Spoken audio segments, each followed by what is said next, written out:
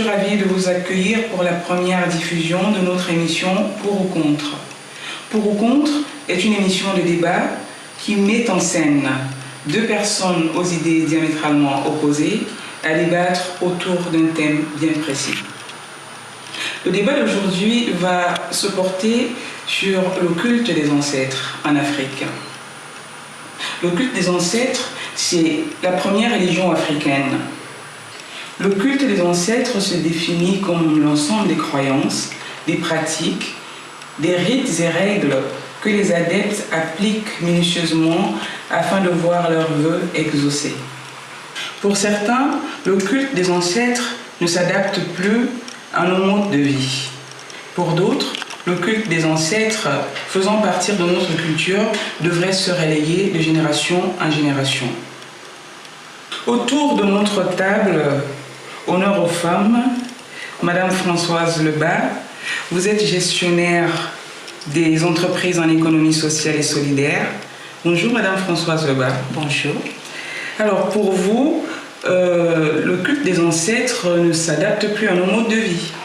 Et pour moi, le culte des ancêtres ne s'adapte plus parce que tout à l'heure, comme vous l'avez dit, le culte des ancêtres, c'est l'ensemble des croyances, des règles, des pratiques, des rites. Et aujourd'hui, au niveau de l'Afrique, pour moi, le culte des ancêtres ne s'adapte plus. Notre deuxième invité, M. Jean-Pierre Mambou, psychologue clinicien. Pour vous, le culte des ancêtres devrait se relayer de génération en génération parce qu'il fait partie de notre culture. Bonjour. Oui, je le crois sincèrement parce que pour moi, tout ce qui est rapport à la transcendance, donc à Dieu, constitue une forme de culte des ancêtres.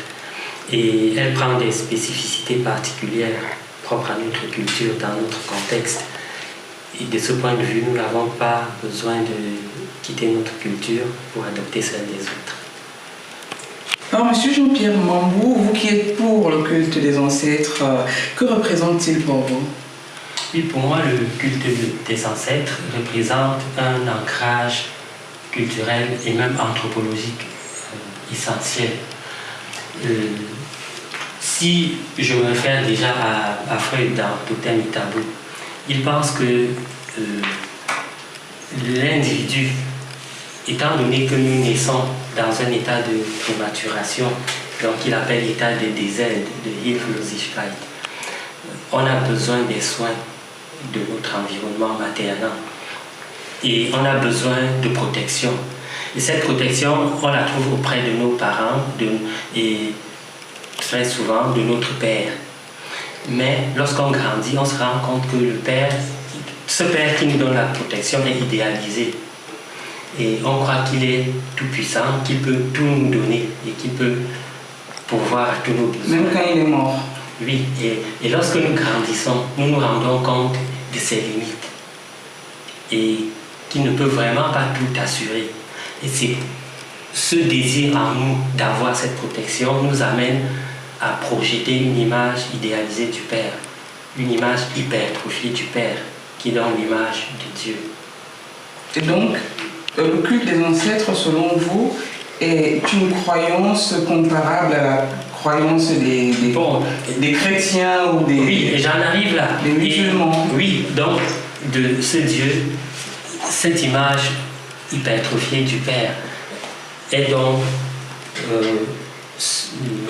produite dans toutes les religions. Et ce Père est considéré comme l'ancêtre, comme le fondateur de la société. Et peut-être pas comme l'ancêtre, mais il est l'absolu, mais entre lui et nous, on a des ancêtres qui sont des intermédiaires entre l'humain, entre le vivant et l'être absolu qu'est Dieu. On va revenir Le là-dessus. culte des ancêtres est une manière de demander leur intercession pour avoir la bienveillance de l'Éternel. Et ça, on le constatera dans toutes les religions. Dans le christianisme, l'ancêtre, c'est Christ, c'est les saints. Chez musulmans. Il parle de Justement, on reviendra là-dessus tout à l'heure. Je voudrais juste retourner la même question à Madame Lebas, qui elle est contre le culte des ancêtres, lui demander pour elle que représente-t-il ce culte. Moi, le culte des ancêtres, comme tu l'as défini tantôt, c'est vraiment une pratique ou des pratiques communes à toutes les religions, mais sans implication de Dieu. Donc, parce que quand on va parler des cultes des ancêtres, pour moi, ça va faire ce mélange d'influences. Et comme l'a dit Jean-Pierre, il s'est dit, nous naissons dans une société où nous avons besoin de protection. Et cette protection vient souvent des parents. Et il a bien dit, des parents et surtout du père. Voilà autant de choses, moi, qui m'amènent à être toujours contre le culte des ancêtres. Parce que tout simplement, ces ancêtres qui sont à l'origine, moi je dirais, déjà qui portent l'enfant, c'est la mère. Mais quand il va s'agir de protection, on va dire le père. Et quand tout ça est écrit, je me dis, les qui écrivent ça, les qui décident, c'est généralement les hommes. Et je pense que c'est ça aussi pour moi, où je me dis, quand on parle du culte des ancêtres, jusqu'où devons-nous y aller? Parce qu'en Afrique, le culte des ancêtres, c'est, je dirais, les ancêtres sont l'intermédiaire entre les hommes et Dieu. Et c'est là où je ne suis pas d'accord. Je continue à dire, je ne suis pas d'accord. Mais n'oubliez pas que le culte des ancêtres reste quand même, on va dire, la première religion avant que l'Afrique ne soit atteinte par les autres religions. Je ne refuse pas. Je pense que nous pouvons avoir des croyances. Est-ce que ces croyances-là devraient aller au-delà, comment dirais-je, au-delà de certaines pratiques? C'est-à-dire, en Afrique, il y a toujours eu, ils ont appelé ça la religion. Bon, c'est la religion, je ne refuse pas parce que peut-être parce que moi je n'ai pas vraiment connu ça à mon niveau. Au niveau du Cameroun, on va prendre peut-être l'ouest Cameroun, on va prendre le sud, voilà, le nord. Mais comme moi je suis du sud, je n'ai pas beaucoup connu le culte des ancêtres. Mais c'est peut-être une autre forme. Voilà, c'est surtout à travers les rites. Parce que ça peut être voilà, une autre c'est forme. à travers les rites que quand je donne des exemples maintenant par rapport au veuvage. Voilà, c'est autant de pratiques, voilà, qui m'amènent à être contre. D'accord. À être contre en me disant, la personne qui est morte, c'est-à-dire nos grands-parents que nous appelons des ancêtres, ces personnes sont mortes, mais est-ce que toutes ces personnes, on peut leur accorder une grande importance?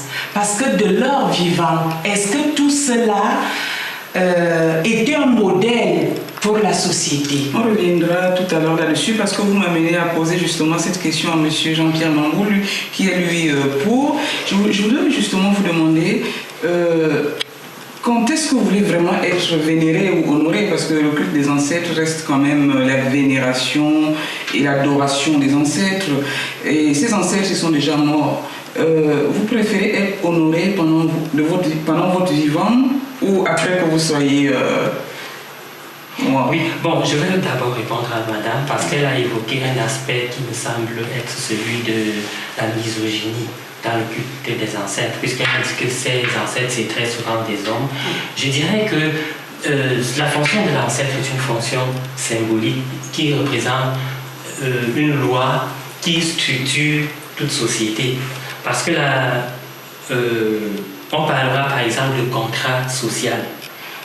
Ce contrat ou de contrat narcissique, c'est une transaction où chaque communauté propose la place à un nouveau-né. On lui propose une place dans l'ordre de la filiation comme prolongement de l'ancêtre, à condition qu'il respecte les normes de la société. Et c'est à partir de ce moment qu'il a sa place dans la société. Et celui qui ne respecte pas ce contrat narcissique ou ce contrat social s'exclut lui-même. Et dans ce contrat, il y a des femmes. Et justement, je voulais relever que quand on parle d'ancestralité, si nous nous référons même au christianisme, il y a des femmes, il y a un culte à Marie, il y a des saintes, il y a des églises saintes, Élisabeth sainte, où les femmes sont aussi je vous comprends, représentées. mais répondez à ma question. À quel moment aimeriez-vous être vénéré ou adoré, de votre vivant ou après votre... Après ma mort, parce que ce serait plus objectif. C'est pourquoi des pays comme l'Italie refusent qu'on donne le nom d'un monument à un vivant. Lorsque les Napolitains ont voulu donner le nom du stade de San Paolo à Maradona, la loi italienne s'est opposée qu'on ne donne le nom, qu'on ne baptise un monument du nom de quelqu'un qu'après son décès. Sinon, ce serait un culte de la personnalité. Et on le voit chez nous en Afrique, où on désigne rue telle parce qu'il est chef de l'État, ou fondation telle parce qu'elle est la dame du chef de l'État. Et lorsque cette personne disparaît, on rebaptise. Donc, pour éviter ce genre de flagornerie. Alors, Madame Françoise Lebas, pensez-vous que le culte des ancêtres soit une pratique saine? Culte des ancêtres, une pratique saine. Je vais peut-être dans un premier temps dire ce que j'entends par ça.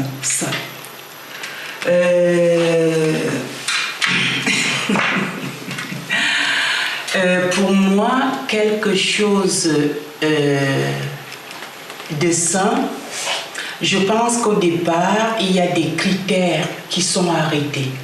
Parce que sinon, ça sera une appréciation. Ça sera une appréciation de chacun de nous.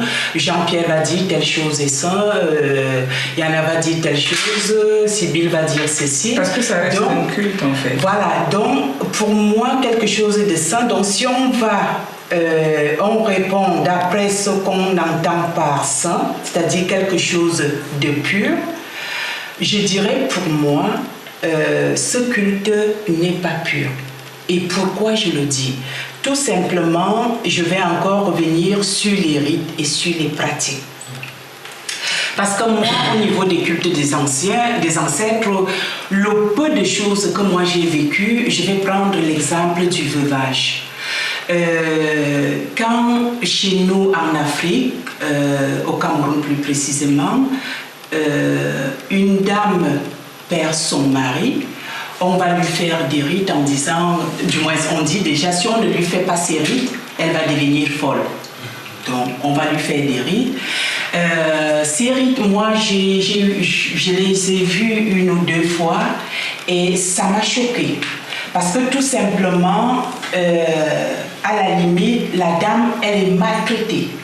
Et ceci est fait par ses proches, c'est-à-dire surtout ses belles-sœurs. Les sœurs à son mari, les cousines à son mari. Et c'est la veuve qui souffre déjà parce qu'elle a perdu son mari. Ces rites deviennent, entre guillemets, un règlement de compte. Parce qu'avec telle ou telle belle-sœur, ça ne se passait pas bien. Mais comme c'est elle qui est chargée de faire des pratiques, pour moi, voilà. Elle va profiter pour maltraiter sa belle-sœur. Donc cette dame, cette veuve est dans une double souffrance. Une double vraiment. Et jusqu'à présent, moi j'ai posé des questions parce que je n'ai jamais compris pourquoi on le faisait. D'un déjà, ceux qui le font, ils me disent, ça a toujours été comme ça. Parce que si on ne le fait pas, elle peut devenir folle. Ça c'est pour les femmes. Et quand c'est le monsieur qui perd sa femme, déjà quand on va faire les rites, excusez-moi, je vais rouvrir la parenthèse par rapport à la veuve. Tout ce qu'on va dire, c'est qu'il faut bien qu'elle reste là, comme son mari est mort, il va s'occuper de la famille, il va élever les enfants, même si les enfants sont grands, même si son mari meurt et qu'elle est jeune, il faut qu'elle reste là. Mais quand c'est le contraire, si c'est le monsieur qui meurt, quand on vient lui faire ses rites, c'est généralement le contraire. Déjà, monsieur... Quand c'est la femme qui meurt. Non, quand c'est la femme qui meurt, autant pour moi, merci. Quand c'est la femme qui meurt, quand on vient faire les rites au monsieur, le monsieur est aménagé. Et ce qu'on dit, c'est que tout ce qu'on doit lui faire, c'est pour qu'il retrouve une autre épouse le plus tôt possible. Alors que souvent, chez la dame, on l'oblige à épouser un oui, du mari. mais justement, et moi, je suis contre, et d'après ce que j'avais aussi entendu, vous allez peut-être l'infirmer ou le confirmer ou l'infirmer, à l'ouest du Cameroun, quand monsieur meurt, par exemple, un chef qui meurt, qui laisse beaucoup de femmes, c'est l'enfant qui prend la tête de la famille devrait avoir des rapports sexuels avec ces femmes-là, c'est-à-dire ces femmes qui ont été ses mamans. Je peux dire ça, qui ont été ses mamans. Et pour moi, ce n'est que de l'inceste. Ces dames, à un moment donné, ont été ses mamans parce que c'est lui qui devient chef. Il faut, sauf si la dame dit non, moi je ne veux pas. Mais apparemment, ça, je n'ai pas de preuve, ça je le dis parce que j'avais entendu.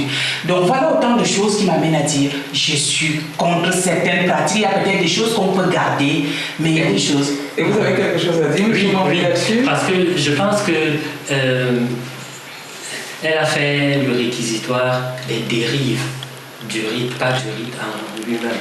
Donc le rite en lui-même, l'intentionnalité, la finalité n'est pas mauvaise, mais c'est l'usage qu'on en fait parce que les gens y infiltrent leur subjectivité.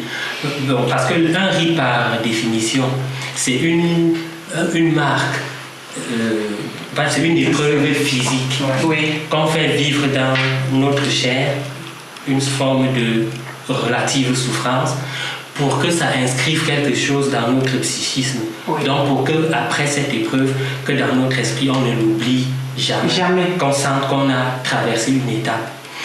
Et c'est propre à toutes les sociétés, même dans les sociétés les plus avancées. Pour passer un examen, pour soutenir une thèse de doctorat, vous souffrez beaucoup dans votre chair pour qu'après vous sentiez que vous êtes différent de celui qui n'est pas docteur. Mais c'est justement que chez nous, les gens en profitent pour infiltrer leur subjectivité et régler leur compte, comme vous l'avez dit. Sinon, le rite en lui-même n'est pas mauvais. Bon, et deuxièmement, par rapport à ce remplacement du père, à cette égalisation du père, chez les Bamileke, lorsque le chef meurt, lorsqu'un père meurt et ce que l'héritier fait de ses épouses. Bon, en fait, il récupère celles qui ont l'âge d'être ses comparses, ses compagnes. Mais celles qui sont de la génération de sa mère, ça se fait de manière symbolique. Il se couche à côté d'elle sur un lit et il traverse. Donc elle se déshabille et se couvre d'un pagne. Et lui, il passe de l'autre côté. Et ça vaut l'acte sexuel. Et c'est ça? Oui, ça veut dire qu'elle devient aussi sa femme, mais elle ne couchera jamais. Oui, avec elle. C'est symbolique. C'est symbolique, oui. Et c'est là-dedans qu'il y a des dérives ou c'est... Non, il n'y a pas... S'il y a des dérives, c'est qu'il y a eu un harcèlement sexuel parce que ça peut arriver. Oui, qu'un jeune qui, peut-être parce qu'il avait été repris, parfois violemment, par une maman, à ce moment-là, il veut se venger. Bon, il peut donc chercher vraiment à l'humilier, mais là, ça devient un harcèlement sexuel, mais qu'elle devrait porter à la connaissance des notables. Et alors, parlez-nous alors du côté sang du culte. Maintenant que vous avez parlé des dérives. Oui. Bon, le côté sain, c'est tout simplement parce qu'on a constaté que toutes les sociétés qui n'honorent pas leurs personnes décédées se déshumanisent, se mécanisent, bref, perdent leur esprit, perdent leur âme. Donc, ce n'est qu'une manière a posteriori, une preuve pratique de l'importance du culte aux ancêtres. Parce que même le deuil qu'on fait, les cérémonies qu'on fait lors d'un deuil, c'est déjà un culte qu'on rend aux décédés.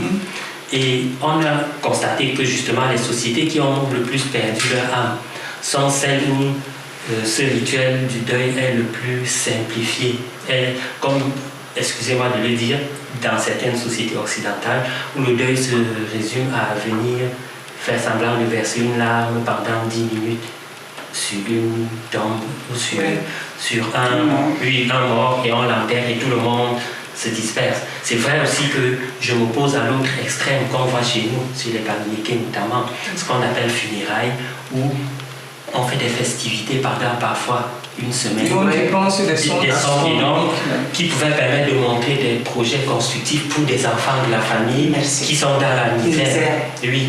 Donc, moi, je voulais seulement dire que, en fait, ces rites même ne sont pas mauvais, mais c'est l'usage qu'on en fait. Donc, il y a ce côté où, parce que je l'ai relevé tantôt quand je parlais de la fonction symbolique du père, parce que c'est lorsque le père, c'est le père qui est la figure. Quand je dis père, déjà les premiers psychanalystes parlaient de la relation mère-enfant, mais après on a étendu la fonction maternelle à tout l'environnement maternel, parce qu'on s'est rendu compte notamment que beaucoup de personnes déterminent le développement de l'enfant autour de la mère, déterminent même la compétence de cette mère à côté de cet enfant.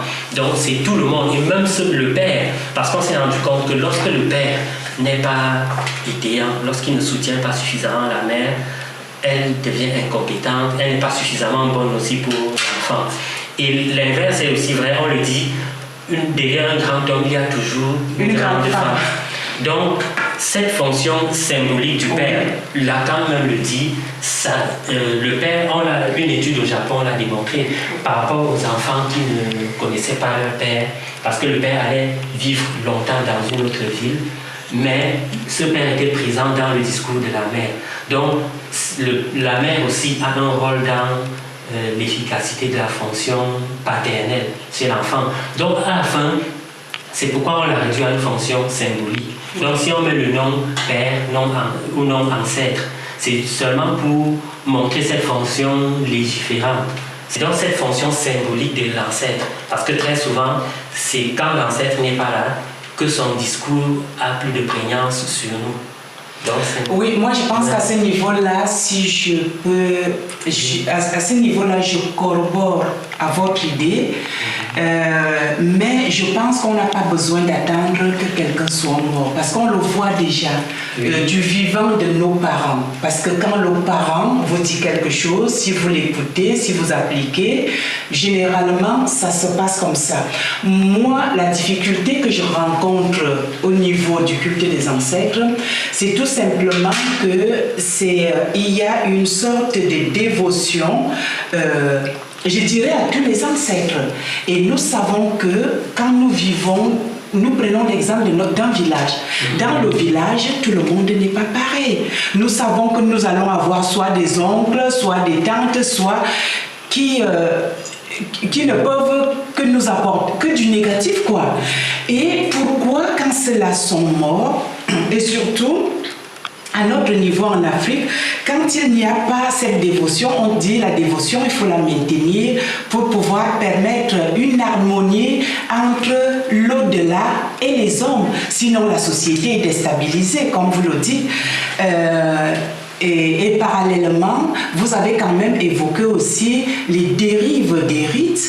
Mais comment comptez-vous qui soutenez donc, qui maintenez ce culte des ancêtres, comment comptez-vous réduire, parce que je ne dirais pas enlever, comment réduire ces dérives? Mais c'est ça ma préoccupation, parce que si les rites ne sont pas aussi, les rites ne sont pas négatifs, mais comment comptez-vous? Parce qu'il y a toujours la main humaine là-dessus. Parce que du moment où il y a l'humain quelque part, c'est donc à ce niveau-là qu'il faut faire quelque chose. C'est peut-être pour cela que moi, ça me révolte, parce qu'à chaque fois, dès que quelqu'un a le pouvoir, il abuse toujours. Oui, il abuse toujours de ce pouvoir-là. Il en abuse toujours. Et moi, c'est ça qui me... je vais vous dire sincèrement, ça me révolte. Et que dites-vous à ceux qui diabolisent le culte des ancêtres? Par rapport à son argumentaire, je le prends point par point. Le premier, c'était que ça dévalorise un peu le respect dû au vivant. Non, je pense que la figure de l'ancêtre dans la famille, c'est d'abord, c'est le père, mais pour dire tout simplement ceux qui remplissent cette fonction paternante, cette fonction d'autorité dans la famille, donc c'est les parents. C'est pourquoi l'enjeu de l'éducation de l'enfant, c'est de reconnaître deux choses: la différence de sexe en psychanalyse et la différence de génération. Donc la génération qui est au-dessus de vous reçoit cette onction et a le respect dû à l'ancêtre. Et quand on partait au niveau des religions, on voyait que les ministres du culte, c'est eux qui remplacent aussi ces ancêtres. Voilà. Et peut-être les saints aussi. Les saints, oui. Mais comme les saints sont morts, parce qu'elles soulevaient le problème des vivants. Oui, c'est sûr. Moi, je voulais parler des saints à ce moment-là. Donc, puis on n'a pas évacué du tout l'honneur dû aux vivants. Mais c'est que... là où vous avez aussi raison, c'est que quand même, on ne pourrait pas admettre que le vivant soit plus vénéré que l'ancêtre, après tout. Mais quand même, c'est lui le représentant, c'est lui qui détient l'autorité de l'ancêtre parmi les vivants. Oui, donc il y a le père, les ministres du culte et tout, et même c'est la loi au niveau du tribunal et tout, c'est l'énoncé de l'ancêtre, c'est le discours de l'ancêtre qui fonde l'autorité de la loi. Et par rapport, vous avez aussi évoqué les dérives et demandé ce qu'il faut faire comme contre-pouvoir pour les réduire. Bon, vous avez vu au niveau de l'Europe, si on reprend un peu l'histoire, avant la société, comme Hobbes décrivait l'homme à l'état de nature, c'était un être solitaire qui devait affronter tout seul toutes les aspérités, tous les obstacles, toutes les rigueurs de la nature. Et cet homme avait peu de chances de survivre tout seul. C'est pourquoi il s'est mis en communauté. Et après, la communauté est devenue très puissante et écrasait l'homme. C'est pourquoi, depuis les Lumières, et cette communauté aussi écrasée l'homme avec la théologie, les concepts. C'était le théocentrisme, Dieu était très puissant. Le siècle des Lumières est venu affranchir l'homme un peu de l'autorité des religions, de l'autorité métaphysique, pour promouvoir la raison. Et en même temps, libérer l'homme aussi. C'est pourquoi aujourd'hui, dans les démocraties, on s'est rendu compte que l'État était plus fort que l'individu.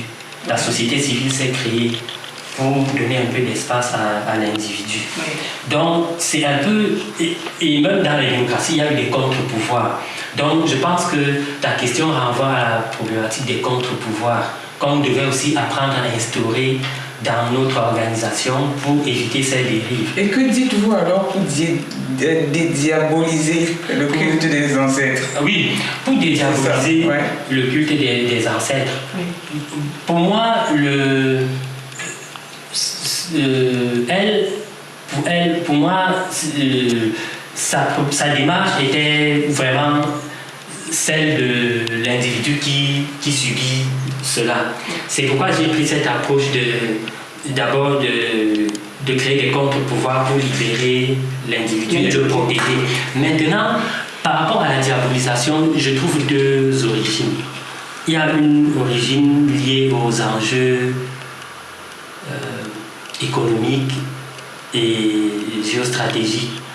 Par exemple, pendant la colonisation, les Occidentaux sont venus avec leurs croyances, même les Orientaux, et qui leur permettaient d'avoir une mainmise sur nos sociétés culturelles, économiques et tout. Je me rappelle que Jomo Kenyatta disait que le blanc est venu avec la Bible. Il a dit fermons les yeux pour prier. Quand on a ouvert, nous on avait nos terres, ils avaient la Bible. Quand on a ouvert les yeux, ils avaient nos terres, nous on avait la Bible. La preuve est qu'aujourd'hui on croit plus dans le Nouveau Monde qu'en Europe. Bon. Donc, c'était pour dire qu'il y a eu cet enjeu-là où les croyances occidentales ont voulu démontrer que les nôtres sont des cultes à Satan, parce qu'elles voulaient qu'on adhère, parce que plus une religion a des croyants, plus elle a des gens qui cotisent, plus elle forge leur vision du monde. Et dans le... Il y a toujours quelque chose qui m'échappe, que je n'ai toujours pas compris maintenant, vous qui êtes pour. Qu'est-ce que le culte des ancêtres? Moi, j'ai déjà demandé, les saints, qu'est-ce qu'il apporte de positif? Non, j'en arrivais là. C'est que vous me disiez pour la diabolisation. Bon, donc cet enjeu est là.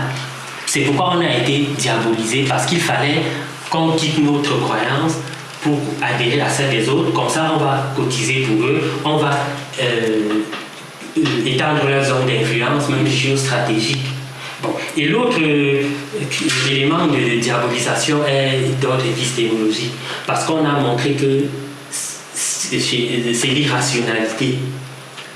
Pourtant, on disait qu'on a une mentalité magico-religieuse. Pourtant, eux-mêmes, nos religions, c'est la même chose. Par exemple, je prends le rite chez nous, les Baniéké, où on déterre le crâne, qu'on place à la maison, et on a un culte, un rite qu'on fait sur ce crâne pour garder le lien avec cette personne, une relation harmonieuse. Bon, ils sont venus nous montrer à quel point c'est satanique. Mais quand on revient voir une basilique majeure, c'est une basilique où il y a les restes d'un saint. Jean-Paul, comme Saint-Pierre et Paul, pardon. Et une église, quand on dit église Saint-Jean-Paul II, ça veut dire qu'il y a une relique de Jean-Paul II qui peut être un os, qui peut être un cheveu. Et parce qu'on considère que nous, on a considéré que ce crâne nous permet de nous rapprocher de la transcendance de Dieu. Eux aussi, ils considèrent que c'est un médium, cet os qu'on met sous l'autel de l'église Saint-Jean-Paul de Dieu pour nous rapprocher de Dieu. Mais pourquoi nous, on utilise une partie humaine comme eux et chez nous, ça devient diabolique? Donc, tout simplement, il y a ces enjeux. Et même, c'est toujours des penseurs occidentaux qui ont montré que nos croyances ne sont pas irrationnelles, aussi irrationnelles. Après l'évolution de la physique classique à la physique moderne et son application avec les théories du chaos, la théorie du désordre et tout, qui ont permis de montrer que le Père Edgar l'a fait, de montrer qu'il y a une rationalité dans notre discours par rapport à la sorcellerie, par rapport à l'action à distance. Donc c'était juste pour dire qu'on a été l'objet d'une diabolisation à cause des enjeux économiques et stratégiques, à cause des enjeux épistémologiques, mais que tout cela aussi a été démontré, peut se surmonter. Bon, et quand tu me demandes le bénéfice qu'on peut tirer du culte des ancêtres, c'est... nous appelons ça une symbolisation par la culture, parce que l'homme doit, pour s'adapter, pour être équilibré, intégrer tout ce qu'il fait, se l'approprier, c'est-à-dire considérer que c'est moi qui ai fait ceci, c'est moi qui vis cette souffrance, c'est moi qui suis responsable de cela. Et cette appropriation ne se fait que si on est en harmonie avec sa propre culture. Oui. Et c'est même pourquoi on observe les problèmes de développement en Afrique, qu'on ne retrouve pas ailleurs, parce que les autres sont restés conformes à leur culture. Et on a démontré qu'aucun peuple ne s'est développé dans la langue de l'autre. Donc, excusez-moi, bon, comme vous évoquez la langue, c'est-à-dire penser à autre chose chez nous, il y a des choses qui ont été prouvées, c'est-à-dire tout n'est pas négatif. Mais c'est peut-être moi parce que je vais chercher. Oui, c'est normal. Si vous avez vécu une expérience. Oui, parce que quand je regarde chez nous aussi, il y a des choses, il faut être en harmonie, c'est ce que la société demande, les ancêtres ont toujours fait comme ça. Si nous prenons l'exemple de la polygamie chez nous, voilà moi quelque chose qui me révolte aussi. Oui. Pourquoi ça me révolte? Parce que moi, on a essayé de m'expliquer en me disant, on m'a même donné l'exemple, Abraham a été polygame, je ne sais pas combien. Oui, des milliers. 150 femmes. Je ne refuse pas. Mais chez nous, en Afrique, on va te dire, l'homme a besoin de plusieurs femmes parce que. Et tout à l'heure, vous avez évoqué, parce qu'on a dit, quand on a le pouvoir chez nous, on abuse toujours de ce pouvoir. Et c'est pour cela que j'évoque par exemple le côté polygamie. Parce que pourquoi on parlait de polygamie? Parce que l'homme peut avoir plusieurs femmes. Oui. Pourquoi la femme ne peut pas avoir plusieurs hommes? Dans d'autres cultures, il existe la polygamie. Voilà, oui, mais moi, comme nous sommes restés en Afrique, je reste en Afrique parce que peut-être que dans bientôt, je vais aller en Inde, quoi. mais c'est pas ça ma préoccupation principale. Ma préoccupation, c'est tout simplement que dans tout ce qui a été fait, dans tout ce qui a été organisé, j'ai l'impression que c'est l'homme pas avec grand H, mais l'homme avec petit H, c'est-à-dire l'homme masculin qui a établi tout ça. Et tout ce qu'on essaie de mettre en marche, en œuvre, en route, c'est toujours en faveur de l'homme masculin. C'est peut-être pour cela que je continue à dire, parce qu'il y a des choses, quand je vois, j'analyse. Moi, j'ai été dans un débat dans cette histoire de polygamie un jour. On a passé le temps à me dire, non, en Afrique, c'est pas parce que tu es en Occident aujourd'hui, la femme se doit. Et quand je leur donne des exemples, j'ai dit, moi je veux bien aujourd'hui on parle de la polygamie, ça c'est le choix de la femme. Déjà la femme, je ne sais même pas si c'est le choix, voilà. Elle est née dans une société comme ça, elle a trouvé comme ça, pour elle c'est normal. Mais aujourd'hui, avec tout ce que nous vivons dans la société, prenons le sida. Voilà, le sida,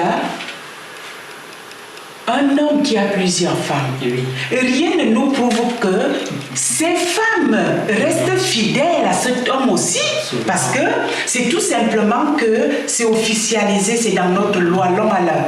Mais la femme aussi a des besoins. Voilà, parce que c'est ce qui se passe. Et comment comptez-vous vous préserver? Comment? Parce que s'il faut avoir un contre-pouvoir, moi je ne sais pas. Là où les femmes peuvent trouver ce contre-pouvoir. Je disais que nos cultes, le parallélisme se situe aussi au niveau des dérives. Parce que notre culte des ancêtres, il y a des sociétés secrètes où on fait des sacrifices humains dans ce cadre-là. Et c'est vraiment un mauvais culte des ancêtres. Donc, ce que je veux relever, c'est qu'il y en a qui doivent disparaître, mais on ne doit pas jeter le bébé avec l'eau du bain. Il y a des éléments qui doivent rester. Et le parallèle avec le christianisme ou l'islam ou le protestantisme, parce que ce qu'on appelle l'exorcisme chez le catholique, on l'appelle délivrance chez les protestants et les églises réveillées, on l'appelle ça ruqya chez le musulman. Mais c'est le même exercice qui consiste à invoquer, faire venir des esprits pour un combat salvateur, soit pour chasser d'autres esprits, soit pour soigner. Bon, alors, au niveau de tous ces officiants, il y en a qui l'utilisent pas pour des fins qui édifient l'homme. Ça peut être pour augmenter ses pouvoirs, gagner des élections, gagner de l'argent. On retrouve partout. Quelque chose où il serait intéressant, ça tombe bien, vous êtes psychologue, d'essayer de pousser la recherche sur ça.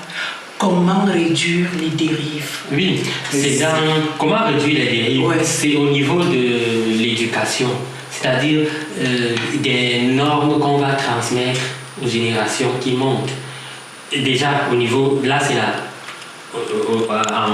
en amont, Oui. c'est-à-dire éduquer les gens à ce respect de l'autre, au respect de l'autre sexe, oui, et à la recherche de l'épanouissement, ce qui permettra de rechercher dans le rite seulement les aspects qui favorisent cet épanouissement. Maintenant, et pour les générations qui sont déjà adultes, Oui. c'est aux autorités, aux droits et aux gouvernants de sensibiliser les autorités traditionnelles pour un assainissement de ces rites, pour qu'il y ait des garde-fous et des contrôles. Oui, mais les autorités ne peuvent pas être informées si nous qui subissons, qui vivons ça, ne faisons pas faire monter l'information. Parce que quand nous le faisons, c'est vraiment au niveau traditionnel. Oui. C'est au niveau traditionnel dont les autorités, ils ne s'en occupent pas. Donc à notre niveau, qu'est-ce qui peut être fait? Donc nous comptons sur les générations comme vous. Déjà vous êtes pour ce culte. Oui. Vous avez aménagé. Voilà, un culte aménagé. Vous avez également fait des études. Vous avez toutes ces capacités, toutes ces aptitudes, toutes ces compétences à pouvoir faire du recul. Et je pense que c'est autant de choses. Notre société a besoin des gens comme vous. Donc faites quelque chose pour réduire les dérives, pour permettre aux gens comme nous de voir ce qui se passe dans nos pays de naissance d'un œil positif aussi. Parce que moi, je suis vraiment révoltée. C'est-à-dire, dès qu'on en parle, je leur dis, surtout pas ça. Parce qu'il y a toujours des abus. Des dérives. Parce que si le rite devient un moyen de règlement de compte, un moyen de brimade. Oui, parce que moi, je peux vous donner un exemple concret sur moi-même. Chez nous, chez les Bétis, quand vous perdez soit votre père, soit votre oncle paternel, ce sont les neveux généralement. Les neveux arrivent parce qu'ils vont dire vous avez toujours été avec eux.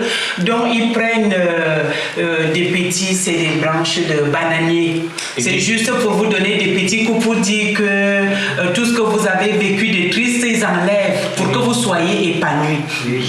Mais moi, je l'ai vécu au deuil de mon oncle.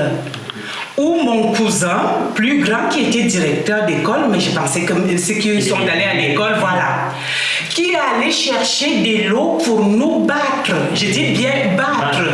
Et j'ai vu, il avait commencé par mes grandes soeurs, j'ai vu ma grande soeur pleurer à chaudes larmes. Et je me suis levée, parce que nous étions assis, je me suis levée, j'ai demandé que personne ne me touche. Les tantes et les oncles sont venus, non, tu ne peux pas faire ça, c'est la tradition, ça s'est toujours passé comme ça. Je leur ai dit que personne ne me touche.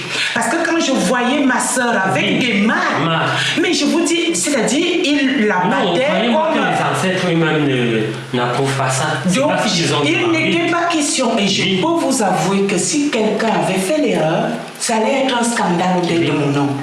Et ils ont compris. Oui. Donc voilà autant de choses qui me rendent... Et je vous disais aussi le pendant de ça dans ma culture, ma région aussi. Parce que lors des deuils, pour qu'on ait l'autorisation de danser, de faire, d'enterrer, on l'obtient des notables. Et le notable a ses collaborateurs qui veillent au respect de ces normes-là. Oui.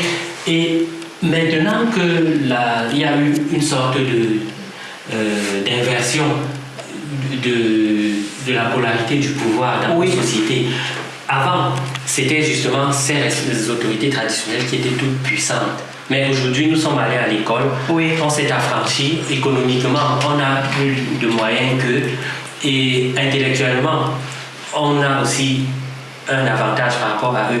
Et ils l'ont mal pris. Ce qui fait que ces rites, les enjeux pour eux, c'est de profiter pendant ces 2 jours de deuil ou cette semaine de deuil pour reprendre la main. Et ce qui fait qu'ils nous imposent d'abord des exigences financières exorbitantes parce que ça leur permettra aussi de survivre après, et ensuite de vous brimer parce qu'ils n'auront plus l'occasion de vous mater.